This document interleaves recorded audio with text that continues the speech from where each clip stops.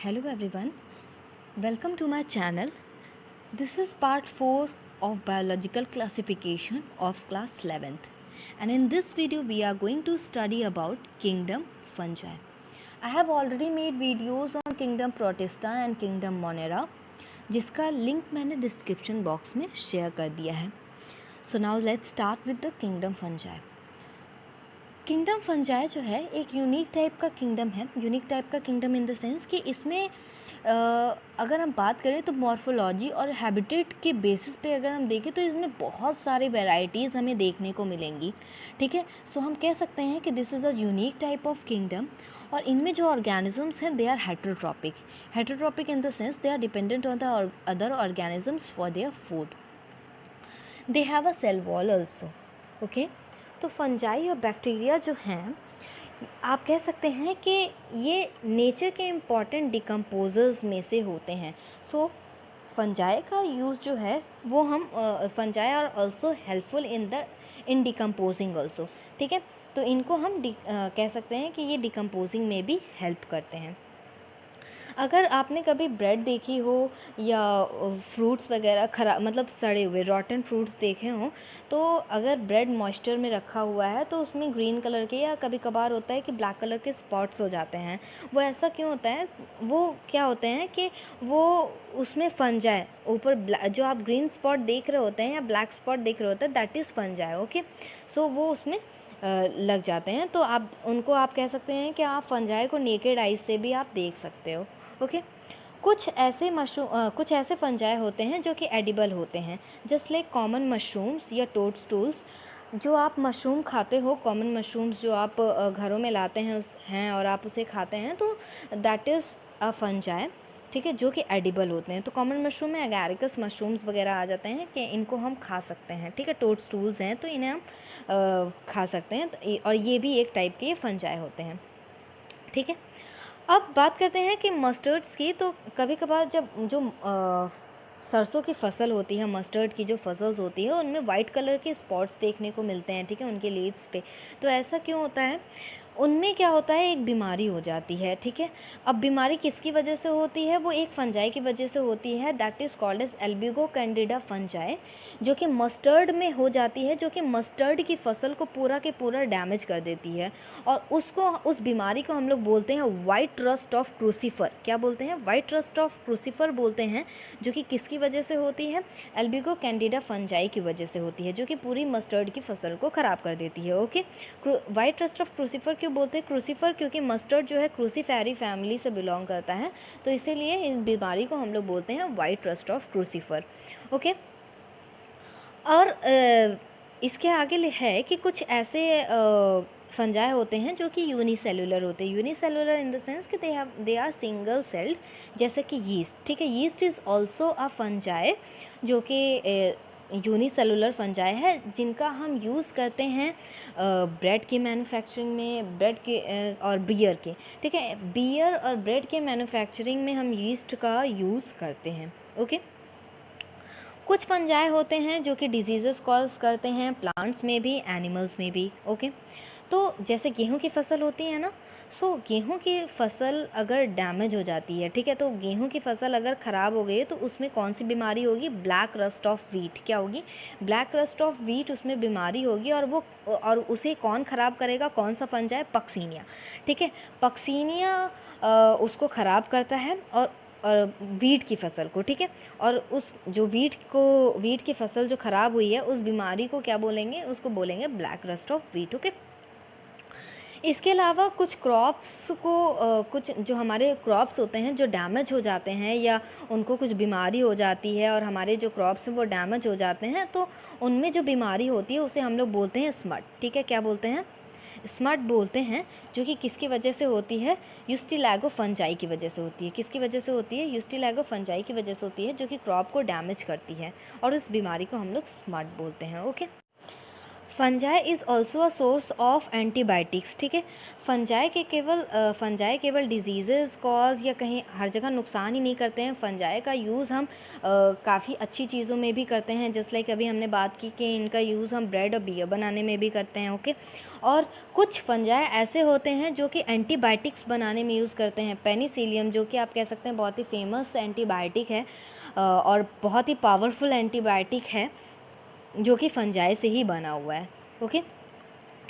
Fungi जो है वो कॉस्मोपॉलिटन है। कॉस्मोपॉलिटन इन द सेंस कि they are found everywhere, they can occur everywhere, they can found in air also, they can occur in water also, they can occur in soil, animals, plants, हर जगह पे अकर कर सकते हैं, ठीक है। हर जगह पे ये ग्रो कर सकते हैं, ठीक है। इनको जहाँ भी सुटेबल कंडीशन, इनको जहाँ भी सुटेबल टेम्परेचर मिलेगा ये ग्रो कर जाएंगे, ठीक है। एनिमल्स में कैसे, आपने रिंग वॉर्म वगैरह का नाम सुना होगा ना, रिंग वॉर्म हो जाता है दाद वगैरह, ठीक है। तो that is also caused by a fungal, ठीक है। उसको हम कह सकते हैं कि फंगल डिजीज़ है, वो फंगस से ही होती है, ठीक है। तो एनिमल्स में भी फंगस होते ग्रो कर जाते हैं, ओके। सो इनको ग्रो करने के लिए एक सुटेबल टेम्परेचर की ज़रूरत पड़ती है, जस्ट लाइक अगर इनको थोड़ा सा मॉइस्चर या वार्म टेम्परेचर मिले, थोड़ा सा मॉइस्चर हो उस प्लेस पे जहाँ पर भी इनको ग्रो करना है, तो वो बहुत ही ईज़िली, बहुत ही स्मूथली ये ग्रो कर जाते हैं, ओके। अभी हम आगे बात करें रेफ्रिजरेटर से रिलेटेड। सो हम रेफ्रिजरेटर में खाना क्यों रखते हैं? अगर हमारे पास लेफ़्ट ओवर खाना बच गया है, लेफ़्ट ओवर फूड हैं, तो हम उनको क्या करते हैं कि हम उन्हें ऐसे ही टेम्परेचर पे नहीं रखते हैं, रूम टेम्परेचर पे।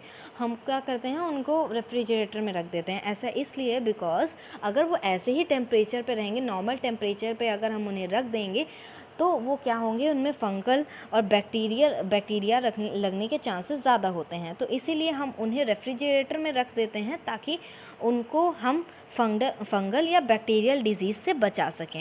आगे बढ़ते हैं। तो यीस्ट को अगर हम छोड़ दें, because yeast is a unicellular, बाकी जितने भी फंजाई होते हैं दे आर फिलामेंटस, और वो आप कह सकते हैं उनकी जो बॉडी होती है वो लॉन्ग होती है और उनमें थ्रेड लाइक स्ट्रक्चर होता है, जिसे हम लोग हाइफी बोलते हैं, ओके। इस हाइफी के नेटवर्क को हम लोग माइसीलियम बोलते हैं, ओके। कुछ हाइफी होते हैं जिनके जो ट्यूब्स होते हैं मल्टी न्यूक्लिएटेड साइटोप्लाज्म से फिल्ड होती हैं। Multi nucleated cytoplasm in the sense कि एक से ज़्यादा उनमें न्यूक्लियस होंगे, ठीक है, जिसे हम लोग सिनोसिटिक हाइफी बोलते हैं। बाकी जो होंगे जिसमें क्रॉस वॉल्स होंगी, ठीक है, क्रॉस वॉल्स ऐसे करके, क्रॉस वॉल्स हाइफी, ठीक है, इसे हम लोग बोलते हैं सेप्टिक हाइफी, ओके। तो जो सिनोसिटिक हाइफी होते हैं वो ज़्यादातर लोअर फंजाई में देखने को मिलते हैं, और हायर फंजाई में हमें सेप्टिक हाइफी देखने को मिलेंगे, ओके। जहाँ तक बात की जाए फंजाई के सेल वॉल की, तो फंजाई की सेल वॉल जो होती है वो काइटिन और पॉलीसेकेराइड्स की बनी हुई होती है, ओके। फंजाई जो होते हैं they are heterotrophic, it means के they are dependent on the other organisms for their food. तो फंजाई जो होते हैं वो हेट्रोट्रॉपिक होते हैं और वो एब्जॉर्प्टिव मोड ऑफ न्यूट्रिशन को शो करते हैं, ओके। मीन्स कि जो सेप्रोफाइट्स जो होंगे वो डेड ऑर्गेनिज्म से अपने आप को फीड करेंगे, ठीक है, उनसे सॉल्युबल ऑर्गेनिक मटेरियल लेंगे और अपने आप को फीड करेंगे, ठीक है, सेप्रोफाइट्स। और जो पैरासाइट्स होंगे, जो पैरासिटिक होंगे, वो लिविंग प्लांट्स और एनिमल्स के ऊपर डिपेंडेंट होंगे और उनसे अपने आप को फीड करेंगे, ठीक है। जो फंजाई होते हैं वो सिम्बायोटेंट्स भी होते हैं, ठीक है, सिम्बायोटिक रिलेशन शो करते हैं। सिम्बायोटिक इन द सेंस कि अगर फंजाई है अलगी के साथ एसोसिएट कर जाए, ठीक है, अगर ये फंजाई अलगी के साथ अगर एसोसिएट कर जाए तो इसे हम लोग बोलेंगे लाइकेंस, ठीक है, क्योंकि फिर ये एक दूसरे के ऊपर डिपेंडेंट हो जाते हैं, एक दूसरे के साथ काम करते हैं, ठीक है, ये एक दूसरे का काम करेंगे और इस तरीके से ये रहते हैं, ओके। अगर यही फंजाई अगर हायर प्लांट्स के साथ कंबाइन कर जाए तो इसे हम लोग माइकोराइज़ा बोलते हैं, ठीक है, क्या बोलते हैं, माइकोराइज़ा बोलते हैं। तो माइको का मतलब होता है फंजाई और राइज़ा का मतलब होता है रूट्स। तो अगर फंजाई हायर प्लांट्स के रूट्स के साथ एसोसिएट कर जाए तो उसे हम लोग माइकोराइज़ा बोलेंगे। तो इसे हम लोग बोलते हैं सिम्बायोटेंट्स। तो कभी भी अगर फंजाई अगर एल्गी के साथ एसोसिएट करेगा तो उसे हम लोग बोलेंगे लाइकेंस, और फंजाई अगर हायर प्लांट्स के रूट्स के साथ एसोसिएट करेगा तो उसे हम लोग बोलेंगे माइकोराइज़ा। अब बात कर लेते हैं फंजाई के रिप्रोडक्शन की। तो फंजाई जो हैं वेजिटेटिवली, एसेक्सुअली, सेक्सुअली, ठीक है, वो तीनों तरीके से रिप्रोडक्शन करते हैं, ठीक है। तो जब वेजिटेटिव तरीके से वो रिप्रोडक्शन करेंगे तो उसमें फ्रेगमेंटेशन, फिजन और बर्डिंग के थ्रू वो रिप्रोडक्शन करते हैं। जब वो एसेक्सुअली रिप्रोडक्शन करते हैं तो उसमें स्पोर्स के थ्रू वो रिप्रोडक्शन करते हैं। तो हर एक फंजाई जो है वो स्पोर का फॉर्मेशन करती है। तो ऐसे ऐसे स्पोर्स जो स्पोरेंजिया के अंदर बनते हैं उसे हम लोग स्पोरेंजियोस्पोर बोलते हैं, ठीक है। ऐसे स्पोर जो सीधा हाइफे के ऊपर बनते हैं उसको हम लोग कोनिडिया बोलते हैं, और ऐसे स्पोर्स जो मोटाइल होते हैं उन्हें हम लोग जूस्पोर्स बोलते हैं। तो इस तरीके से एसेक्सुअली जो हमारे फंगस होते हैं, जो हमारे फंजाई होते हैं, वो रिप्रोडक्शन करते हैं, ठीक है। जहाँ तक बात रही सेक्सुअल रिप्रोडक्शन की, तो अगर जब भी सेक्सुअली रिप्रोडक्शन होगा तो 2 गैमीट्स आपस में मिलेंगे और उसके बाद ज़ाइगोट का फॉर्मेशन करेंगे, ठीक है। ज़ाइगोट का फॉर्मेशन होता है सेक्सुअल रिप्रोडक्शन में, यही तो होता है कि 2 गैमीट्स आपस में मिलते हैं और उसके बाद ज़ाइगोट का फॉर्मेशन होता है। तो इसी तरीके से सेक्सुअली रिप्रोडक्शन होगा, उसमें क्या होगा, oospores, एस्कोस्पोर और बेसिडोस्पोर्स, ठीक है। इस तरीके से सेक्सुअली रिप्रोडक्शन होता है। स्पोर्स की कई कैटेगरीज होती हैं, इसलिए फंजाई का जो क्लासिफिकेशन है वो स्पोर्स के ऊपर ही होता है, ठीक है। स्पोर्स का फॉर्मेशन जो होता है वो एक स्ट्रक्चर के अंदर होता है जिसे हम लोग फ्रूटिंग बॉडी बोलते हैं। ये कई बार पूछा जाता है और पूछा भी और होम एग्जामिनेशन में पूछा गया है कई बार कि फ्रूटिंग बॉडीज़ का क्या मतलब है ना। तो तो आप यहाँ यही बताएंगे कि जो स्पोर्स का फॉर्मेशन होता है, ठीक है, वो एक स्ट्रक्चर के अंदर होता है, that is called as fruiting body, ठीक है। अब बात करें अगर हम सेक्सुअल साइकिल के, तो इसमें 3 स्टेप्स बताए गए हैं कि कैसे सेक्सुअली रिप्रोडक्शन होता है। तो पहले क्या होगा कि सेक्सुअल रिप्रोडक्शन में कि गैमीट्स जब फ्यूज़ करेंगे, ठीक है। तो जब गैमीट्स फ्यूज़ करते हैं तो क्या होगा कि पहले प्रोटोप्लाज्म आपस में फ्यूज़ करेगा, ठीक है, तो उसे हम लोग प्लाज्मोगैमी बोलते हैं। तो जो आपस में 2 गैमीट्स फ्यूज़ करेंगे वो मोटाइल भी हो सकते हैं और नॉन मोटाइल भी हो सकते हैं। इसके बाद क्या होगा कि न्यूक्लियस आपस में फ्यूज़ करेंगे, जिसे हम लोग कैरियोगैमी बोलते हैं, ठीक। फिर जब न्यूक्लियस का फ्यूजन हो जाएगा, ठीक है, तो ज़ाइगोट बनेगा, ठीक है। ज़ाइगोट जब बनेगा तो वो डेप्लॉइड सेल होगा, ठीक है। क्या होगा, डेप्लॉइड सेल होगा। फिर उसमें मियोसिस होगी, ठीक है, मतलब मियोसिस होगा, ठीक है, जिसमें ऐसे करके एन बनेगा, फिर ये 4 पार्ट्स ऐसे करके बनाएगा, ठीक है। तो जब डेप्लॉइड सेल के अंदर मियोसिस होगा तब वो हैप्लॉइड फंगस बनाएगा, ठीक है, क्योंकि जो हमारे फंगस होते हैं वो क्या होते हैं, हैप्लॉइड होते हैं, ठीक। फिर यहाँ पे आगे में दिया हुआ है कि जो फंगस होते हैं वो जब वो सेक्सुअली रिप्रोडक्शन करते हैं ना, तो जो 2 हैप्लॉइड होते हैं, ठीक है, 2 हैप्लॉइड हाइफे होते हैं, वो एक साथ आकर के फ्यूज़ करते हैं। तो उसमें मेल और फीमेल होते हैं जो आपस में आकर के फ्यूज़ करते हैं। तो अभी जब मैंने बताया था कि जब आपका प्रोटोप्लाज्म ऐसे करके मिलेगा, ठीक है, मान लीजिए कि ये एक सेल है और ये एक सेल है, ठीक है, इसमें भी एक न्यूक्लियस, इसमें भी एक न्यूक्लियस है। पहले ये आपस में मिलेंगे, फिर इसके बाद इनका धीरे धीरे करके ये जब आपस में मिलेंगे इनका साइटोप्लाज्म मिल जाएगा। तो इस तरीके से एक कंडीशन ऐसी आएगी, ठीक है, जिसमें कि सेल एक रहेगा और न्यूक्लियस 2 रहेंगे, ठीक है। क्या रहेगा कि सेल तो एक ही रहेगा लेकिन न्यूक्लियस जो रहेगा वो क्या रहेगा, न्यूक्लियस 2 रहेगा। तो इस फेज़ को हम लोग बोलते हैं डाइकैरियो फेज़, और इस कंडीशन को हम लोग बोलते हैं, क्या बोलते हैं, डाइकैरियन। जब एक ऐसी स्टेज आ जाती है कि आपके डाइकैरियन का मतलब क्या होता है ना कि टू न्यूक्लियाई पर सेल। टू न्यूक्लियाई पर सेल का मतलब है कि एक सेल है लेकिन उसमें क्या है कि दो न्यूक्लियाई हैं ना, तो दो न्यूक्लियाई हैं, तो इन्हें हम लोग डाइकैरियोटिक स्टेज बोलते हैं और इस फेज़ को हम लोग डाइकैरियन बोलते हैं। ये स्टेज बहुत लंबे समय तक नहीं रहता है, लेकिन हाँ कुछ समय के लिए ये रहता है। जब आपका प्रोटोप्लाज्म, जब आपके साइटोप्लाज्म आपके फ्यूज़ करते हैं तो कुछ समय तक ये फेज़ रहता है कि जो आपका सेल रहेगा वो एक ही सेल रहेगा लेकिन उसमें दो न्यूक्लियाई रहेंगे, ठीक है। तो उसके बाद में फिर आपका न्यूक्लियस फिर आपके दोनों फ्यूज़ करते हैं, जहाँ पर हम बोलते हैं कि कैरियोगैमी होता है, ठीक है। दो न्यूक्लियस के फ्यूजन, न्यूक्लियाई के फ्यूजन को हम लोग बोलते हैं कैरियोगैमी। फिर न्यूक्लियाई हमारे फ्यूजन करेंगे। इसके बाद फिर जाइगोट का फॉर्मेशन होगा और उस जाइगोट में मियोसिस होगा जिससे हमें हैप्लॉइड स्पोर्स देखने को मिलेंगे, ठीक है।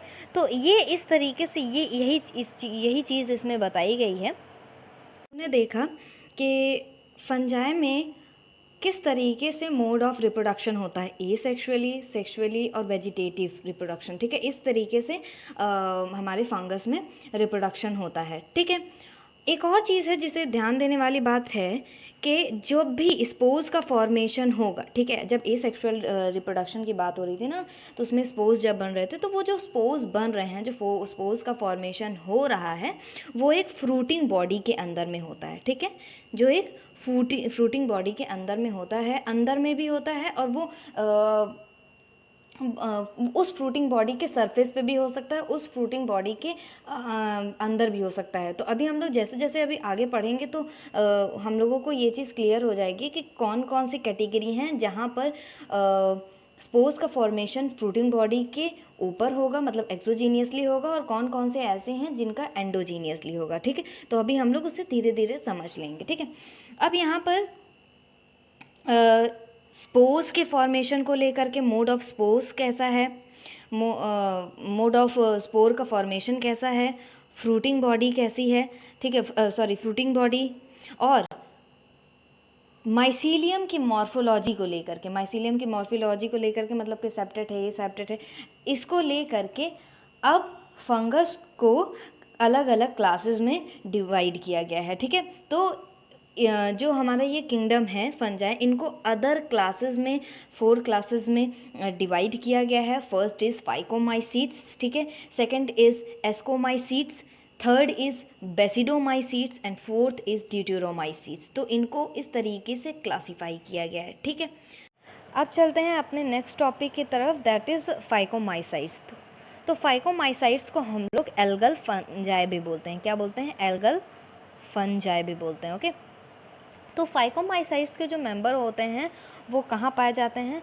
वो पानी में, एक्वेटिक हैबिटेट्स होते हैं ना, तो पानी में या मॉइस्ट प्लेसेस में या डैम प्लेसेस में पाए जाते हैं। तो अगर कोई लकड़ी है जो कि बहुत दिन से मॉइस्चर में है, ठीक है, पानी में रखी है और वो ख़राब हो रही है, तो उसमें हमें फाइकोमाइसाइट्स देखने को मिलते हैं। ये क्या होते हैं? ऑब्लिगेट पैरासाइट्स होते हैं, ठीक है। इसका मतलब है दे आर हेटरोट्रॉपिक, तो दे आर पैरासिटिक। जो माइसीलियम होता है वो कैसा होता है? एसेप्टेट होता है और कोइनोसिटिक होता है। कैसा होता है? एसेप्टेट होता है और कोइनोसिटिक होता है। अभी हम लोगों ने जब बात की थी ऊपर, तो हम लोगों ने पढ़ा था कि हाइफे के फॉर्मेशन कैसे हो सकता है, क्रॉस भी हो सकता है और रेगुलर भी हो सकता है ना। तो इसी तरीके से इनमें क्या होगा कि माइसीलियम कैसा होगा? एसेप्टेट होगा और कोइनोसिटिक होगा, ठीक है।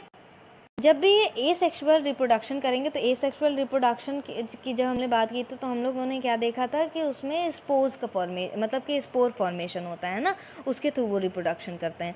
तो एसेक्सुअल रिप्रोडक्शन जब होगा तो वो उसमें स्पोर्स का फॉर्मेशन होता है, ठीक है। तो उसमें क्या होंगे? जूस्पोर्स और एप्लानोस्पोर्स होंगे, ठीक है। किससे रिप्रोडक्शन हो पाएगा? एप्लानोस्पोर्स या जूस्पोर्स। तो जूस्पोर्स क्या है? मोटाइल है, और एप्लानोस्पोर्स क्या है? वो नॉन मोटाइल हैं।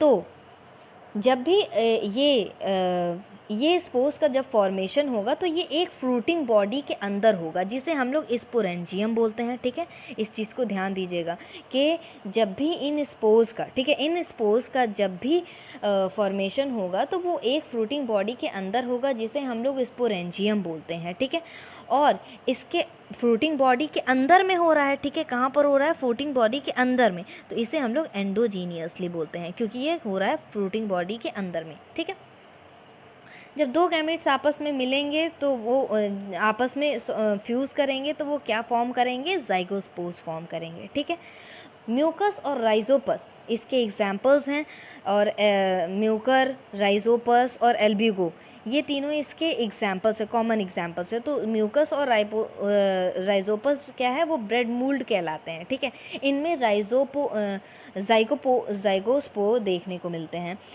ज़ाइगोस्पोर का मतलब क्या? इन ब्लैक ब्लैक कलर के स्पॉट्स देखने को मिलते हैं। और एल्बिगो, अभी जब हम लोगों ने बात की थी वाइट रस्ट ऑफ क्रूसीफर, जब मस्टर्ड की फसल ख़राब हो रही थी तो उस किसकी वजह से ख़राब हो रही थी? एल्ब्यूगो कैंडिडा फंजाई की वजह से ना। तो एल्ब्यूगो जो है वो that is also a Phycomycetes. ठीक है, जिसे हम लोग पैरासिटिक फंजाई ऑफ मस्टर्ड जिसे कहा जाता है। यही हमारे जो मस्टर्ड की फसल है इसको यही ख़राब करती है। ठीक है, आगे बढ़ते हैं अपने नेक्स्ट टॉपिक की तरफ, दैट इज़ एस्कोमाइसीट्स। तो एस्कोमाइसीट्स क्या होते हैं? इनको सैक फंजाई बोलते हैं। क्या बोलते हैं इनको? Sac fungi. क्यों? क्योंकि इनका जो अपीयरेंस होता है थोड़ा सा थैलस बॉडी के जैसा अपीयरेंस है, that's why they are called as sac fungi. Ascomycetes क्या होते हैं? मोस्टली जो होते हैं वो मल्टी सेलुलर होते हैं और कुछ जो होते हैं वो यूनिसेलुलर होते हैं। तो मल्टी सेलुलर में एक बहुत ही पॉपुलर इसका एग्जाम्पल आ जाता है पेनिसिलियम। ठीक है, और ये यूनिसेलुलर में आप का एग्जाम्पल था यीस्ट। ठीक है, यीस्ट इज़ फंजाई। तो ये क्या है कि ये यूनिसेलुलर है। ठीक है, जिसका यूज़ हम लोग किस में करते हैं? ब्रेड और बियर के फॉर्मेशन में। तो ये भी एस्कोमाइसीट्स का पार्ट है। और Penicillium antibiotic, this is also a part of ascomycetes. Okay, अब बात करते हैं आगे इनकी। तो जो एस्कोमाइसीट्स होते हैं वो सेप्रोफिटिक होते हैं। इट मीन्स कि they take their nutrition from the dead animals, dead organisms. ठीक है, तो ये डिकम्पोजर्स भी होते हैं, पैरासिटिक भी होते हैं और कॉप्रोफिलस भी होते हैं। कॉप्रोफिलस इन द सेंस के they can grow on the डंक ऑल्सो। ठीक है, तो ये डंग में जैसे गोबर है तो उस पर भी ये ग्रो कर जाएंगे। ठीक है, अब इनका माइसीलियम कैसा होता है? इनका माइसीलियम होगा ब्रांच और सेप्टेट। इस चीज़ को बहुत अच्छे से ध्यान देना है कि when we have talked about phycomycetes, तो उसमें हम लोगों ने देखा था कि उसका जो माइसीलियम होता है वो कैसा होता है? ए सेप्टेट होता है और कोइनोसाइटिक होता है। ठीक है, कैसा होता है? ए सेप्टेट होगा और वो कोइनोसिटिक होगा। लेकिन इसी जगह पर इनका जो होगा माइसीलियम कैसा होगा? ब्रांच्ड होगा और सेप्टेट होगा। जब भी ये एसेक्सुअली रिप्रोड्यूस करेंगे तो इसमें स्पोर्स बनेंगे जिसे हम लोग बोलेंगे कोनिडिया।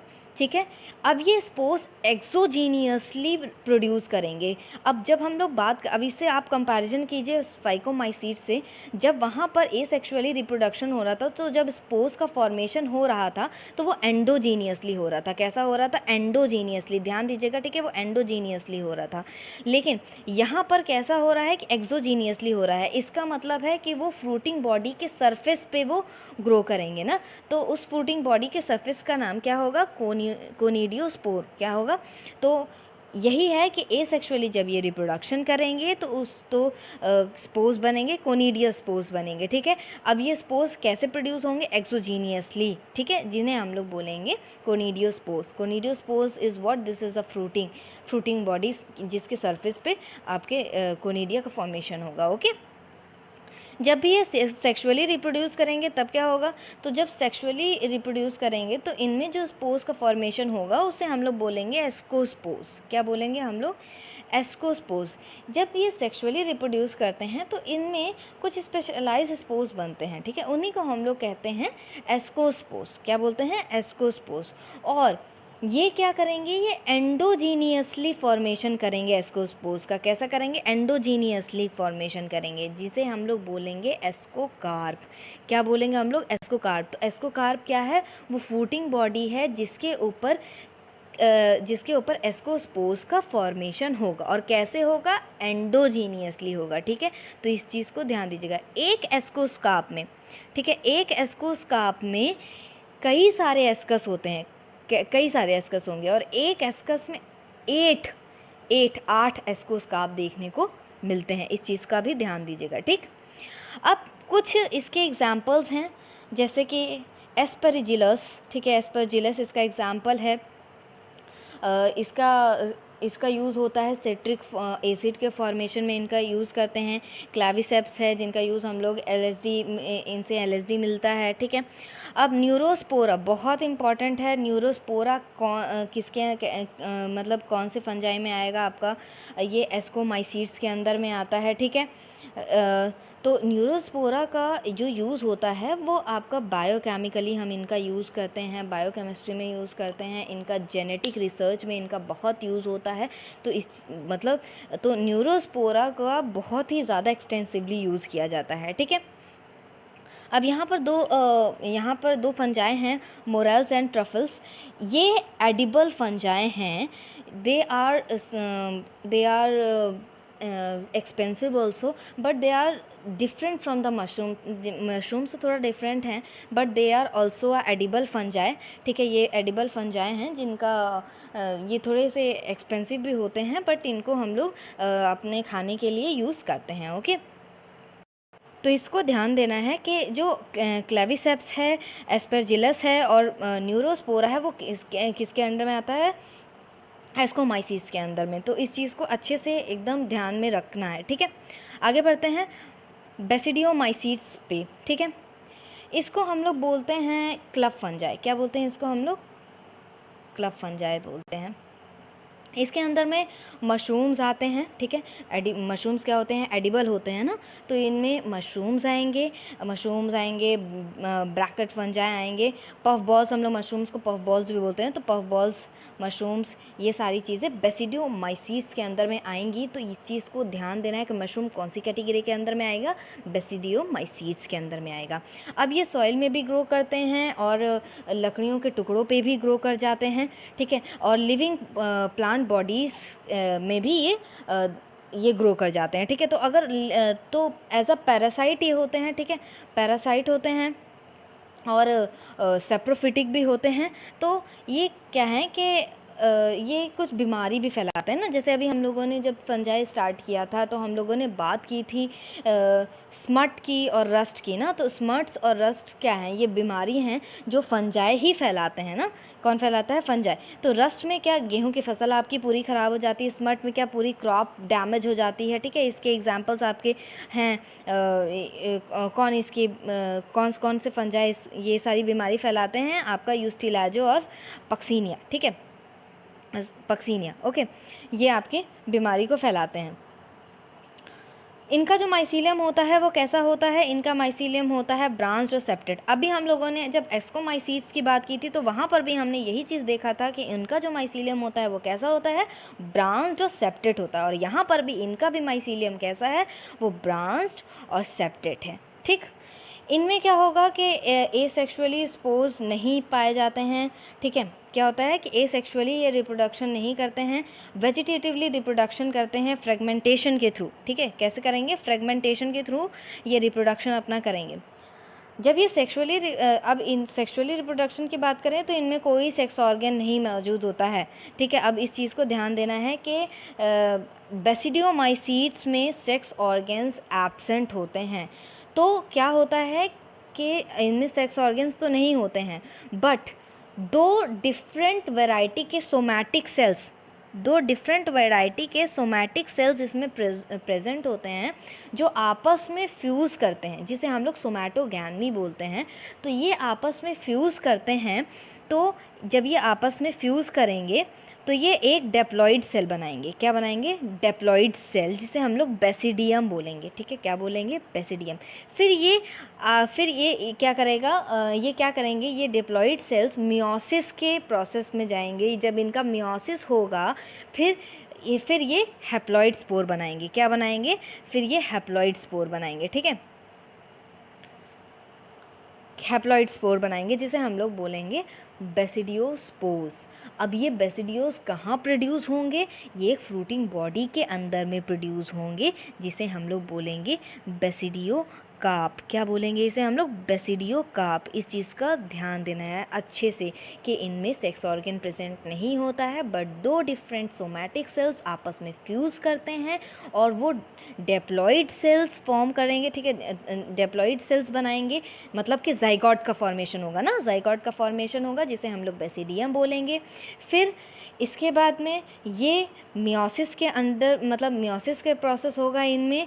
फिर ये हैप्लॉइड स्पोर्स बनाएंगे जिसे हम लोग बेसिडियोस्पोर्स बोलेंगे। क्या बोलेंगे? बेसिडियोस्पोर बोलेंगे। और ये कौन सी फ्रूटिंग बॉडी के अंदर ये बेसिडियोस्पोर्स प्रोड्यूस होंगे? बेसिडियो कार्प के अंदर में। ठीक, इतनी बात समझ में आई। अब इसके कुछ एग्जांपल्स हैं, जैसे एगैरिकस मशरूम को ही हम लोग एगैरिकस बोलते हैं। ठीक है, स्मट जो आपकी क्रॉप की फसल जो डैमेज होती है वो किससे होती है? यूस्टिलाजो फंजाई। ठीक, पक्सीनिया कौन सी फसल को ख़राब करता है? आपके गेहूं की पूरी फसल को ख़राब कर देता है ना, this is a rust fungi. ठीक है, तो ये थी हमारी हम लोगों ने जाना बेसिडियोमाइसीड्स के बारे में। आई होप आप लोगों को फाइकोमाइसीड्स, एस्कोमाइसीड्स और बेसिडियोमाइसीड्स के बीच में थोड़ा थोड़ा डिफरेंसेस पता चलते रह रहे होंगे। ठीक है, बीच बीच में। अब हम अपने लास्ट कैटेगरी की तरफ आते हैं, दैट इज़ आर ड्यूटेरोमाइसीड्स। ड्यूटेरोमाइसीड्स को हम लोग इम्परफेक्ट फंजाई बोलते हैं। क्यों? क्योंकि इनमें केवल एसेक्सुअल या वेजिटेटिव फेज ही हमें देखने को मिलते हैं इन फंजाई में, इसीलिए हम लोग इन्हें इम्परफेक्ट फंजाई बोलते हैं। ठीक है, क्योंकि इनमें सेक्सुअल रिप्रोडक्शन नहीं होता है। जिनमें भी सेक्सुअल रिप्रोडक्शन होता है या सेक्सुअल फेज़ देखने को मिलते हैं उनको हम लोग परफेक्ट फंजाई बोलते हैं। ठीक है, जब भी इनमें सेक्सुअल फॉर्म या सेक्सुअल स्टेज देखने को मिल जाएगी ऐसे फंजाई में, जिन फंजाई को हम लोगों ने ड्यूटेरोमाइसीड्स में जिनको ड्यूटेरोमाइसीड्स में रखा गया है, तो जब इनमें सेक्सुअल स्टेज देखने को मिल जाएगी तो इन्हें अदर क्लासेस में मूव कर दिया जाएगा, जो जिस क्लासेस में ये बिलोंग करते हैं। ठीक है, इनमें केवल एसेक्सुअल और वेजिटेटिव फेज ही देखने को मिलते हैं, तो इससे ये कैटेगराइज करना बहुत ही आसान हो गया है। कुछ फंजाई जो होते हैं ना जो केवल एसेक्सुअल या वेजिटेटिव फेज शो करते हैं या उनका रिप्रोडक्शन इसके थ्रू होता है, तो ये बहुत ही ईजी हो गया कि उनको एक कैटेगरी में रख दिया जाए और जो सेक्सुअली रिप्रोडक्शन कर सकते हैं उनको अलग क्लास में रख दिया जाए। तो जो एसेक्सुअली रिप्रोडक्शन करते हैं या वेजिटेटिव स्टेज शो करते हैं उनको हम लोगों ने ड्यूटेरोमाइसीड्स के अंदर में रखा हुआ है। ठीक है, तो जब भी ऐसा होगा कि ड्यूटेरोमाइसीड्स में सेक्सुअल स्टेज देखने को मिल जाएगी तो उनको तो जो ड्यूटेरोमाइसीड्स के जो मेंबर्स हैं उनको फिर उनमें जब भी सेक्सुअल स्टेज देखने को मिलेगी तो उनको बाद में मूव करके एस्कोमाइसीड्स या बेसिडोमाइसीड्स या जहाँ भी वो परफेक्टली वो जिस भी कैटेगरी को बिलोंग करते हैं उस कैटेगरी में उनको प्लेस कर दिया जाएगा। ओके, ड्यूटेरोमाइसीड्स जो होते हैं वो एसेक्सुअली स्पोर्स जो इनका फॉर्म होगा। ठीक है, इनका जो एसेक्सुअली जब ये रिप्रोडक्शन करेंगे तो इनमें जो स्पोर्स का फॉर्मेशन होगा जिसे हम लोग कोनिडिया बोलेंगे। इनका जो माइसीलियम होता है वो कैसा होता है? सेप्टेट होता है और ब्रांच होता है।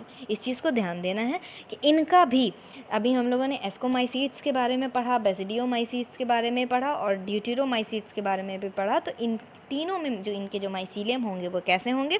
सेप्टेट और ब्रांच्ड होंगे। वही अगर फाइकोमाइसीड्स की बात करें तो उनमें क्या थे? एसेप्टेट थे और कोइनोसिटिक थे। ठीक है, ध्यान दीजिएगा। कुछ इनमें से जो मेंबर्स होते हैं वो क्या होते हैं? सेप्रोफाइट्स होते हैं, पैरासिटिक होते हैं। ठीक, लेकिन कुछ जो होते हैं जो ज़्यादा तक होते हैं वो डिकम्पोजर्स होते हैं। ठीक है, कई सारे जो होते हैं वो डिकम्पोजर्स होते हैं जो नेचर में दिखाई देते हैं और जो मिनरल साइकिलिंग में हेल्प करते हैं। किसमें? मिनरल साइकिलिंग में हेल्प करते हैं। अब इसके कुछ एग्जांपल्स हैं, जैसे कि अल्टरनेरिया, ठीक है, कोलिटोट्रिकम और ट्राइकोडर्मा। तो कोलिटोट्रिकम में एक तरीके का ये डिज़ीज़ है, रेड, इसमें क्या आ जाता है? Red rot is a disease जो कि प्लांट के अंदर में होता है। ठीक है, तो ये डिज़ीज़ कॉज करते हैं। ठीक है, ट्राइकोडर्मा भी एक फंजाई है जिसका यूज़ हम बायो कंट्रोल एजेंट के फॉर्म में करते हैं, ठीक है। तो ये इसका हो गया कि कॉलिटोट्राइकम का क्या है कि ये क्या है कि रेड रॉट हैं, ठीक है, सॉरी, इनका जो यूज़ होता है क्या कि ये एक प्लांट डिजीज़ करते हैं जिसे हम लोग रेड रॉट बोलते हैं, ठीक है। क्या करते हैं कि ये एक प्लांट डिजीज़ करते हैं, हम लोग उन्हें रेड रॉट बोलते हैं। और जो दूसरा है ट्राइकोडर्मा, ये क्या है कि इनका यूज़ हम बायो कंट्रोल एजेंट में भी करते हैं, ठीक है। तो यहाँ पर हम लोगों ने अपना किंगडम फंजाई अच्छे से देख लिया है, अच्छे से पढ़ लिया है कि हम लोगों ने फिर क्या देखा किंगडम में फंजाई में कि उनका उनका हैबिटेट कैसा है, ठीक है, वो उनका मोड ऑफ़ न्यूट्रिशन कैसा है, ठीक है, मोड ऑफ़ रिप्रोडक्शन कैसा है, ठीक है, ये सारी चीज़ें पढ़ी। फिर उनके मॉर्फोलॉजी के बेसिस पे ठीक है, हम लोगों ने उनका क्लासिफिकेशन किया, किस किस के बेसिस पे किया, माइसीलियम के मॉर्फोलॉजी के ऊपर किया, और किस पे किया, मोड ऑफ इनका जो इनका स्पोर का फॉर्मेशन है वो कैसा है, ठीक है, उसके बेसिस पे किया, और फ्रूटिंग बॉडी पे। तो इस तरीके से हम लोगों ने इनको 4 क्लासेस में बांटा। फिर हम लोगों ने 4 क्लासेस को अच्छे से पढ़ा कि किस में क्या चीज़ें प्रेजेंट होती हैं, फिर उनको किस तरीके से कैटेगराइज्ड किया गया है, ठीक है, कि एसेक्सुअल का एक अलग क्लास बना दिया गया है, बाकी सब जो सेक्सुअली रिप्रोडक्शन कर रहे हैं उनको अलग क्लास में रख दिया गया है, और क्या क्या चीज़ें डिफरेंसेस हैं, ठीक है, वो सारी चीज़ें 1 बाय 1 हर टॉपिक में मैंने क्लियर कर दी हैं, ठीक है। तो इसके बाद में आपका जो नेक्स्ट टॉपिक होगा वो है किंगडम प्लांटी और किंगडम एनिमेलिया। सो ये जो 2 टॉपिक है, तो इनके बारे में हम चैप्टर नंबर 3 किंगडम प्लांटी के बारे में हम लोग चैप्टर नंबर 3 और किंगडम एनिमेलिया के बारे में हम लोग चैप्टर नंबर 4 के बारे में बहुत अच्छे से और बहुत ही डिटेल्ड फॉर्म में पढ़ेंगे, ठीक है। तो हमारी जो नेक्स्ट वीडियो होगी वो होगी डायरेक्ट वायरसेस के ऊपर, ठीक है। तो अब यहाँ पर हमारा किंगडम फंजाई ख़त्म हुआ, okay. So if you like my video, please like, share and subscribe. See you in my next video. Thank you.